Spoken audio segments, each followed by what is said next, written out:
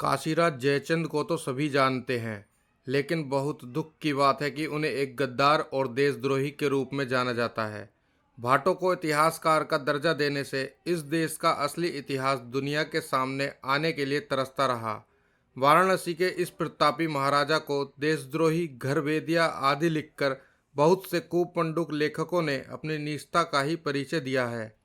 उन्होंने बौद्ध धर्म और बौद्ध महापुरुषों को बदनाम करने के लिए तथा देश और समाज से उनका प्रभाव खत्म करने के उद्देश्य से उनके विरुद्ध जमकर दुष्प्रचार किया है। महाराजा जयचंद को बदनाम करने का काम पृथ्वीराज चौहान के भाट चंद्रवरदायी ब्राह्मण कवि ने अपनी लिखी हुई पृथ्वीराज रासों के माध्यम से कर दिया था।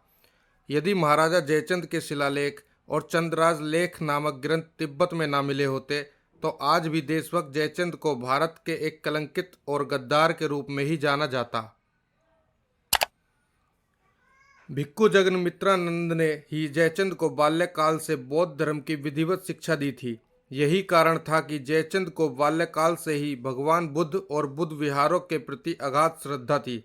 उनकी दादी महारानी कुमार देवी और बसंत देवी महायान बौद्ध धर्म की समर्पित अनुगामी थी। बोध गया से प्राप्त अभिलेख में जगन्मित्रानंद द्वारा जयचंद को बौद्ध धर्म में दीक्षित करने का उल्लेख है।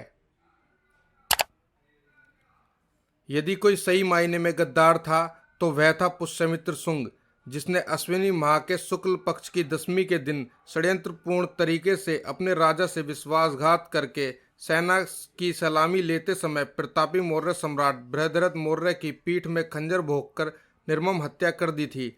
पता नहीं क्यों पीठ पीछे से वार करने वाला पुष्यमित्र शुंग आखिर किस प्रकार देशभक्त एवं पराक्रमी हो गया और किस प्रकार पीठ पर वार सहने वाला षड्यंत्रों का शिकार प्रतापी मौर्य सम्राट कायर हो गया।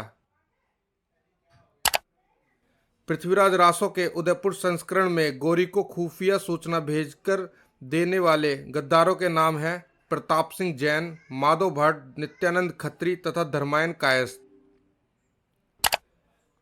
जम्मू के राजा विजयराज, जिसका कई इतिहासकारों ने हाउली राय व नरसिंह देव नाम भी लिखा है। हमीर महाकाव्य के अनुसार घटेक राज्य के राजा ने गौरी की युद्ध में सहायता की। तबकाते नासेरी के अनुसार कश्मीर के हिंदू सेना गौरी के साथ युद्ध में पृथ्वीराज के खिलाफ लड़ी थी।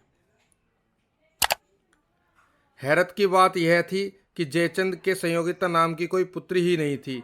ऐसे में उसका स्वयंवर आयोजित होना और संयोगिता हरण के कारण कन्नौज दिल्ली की सेनाओं में युद्ध होने का तो प्रश्न ही नहीं उठता।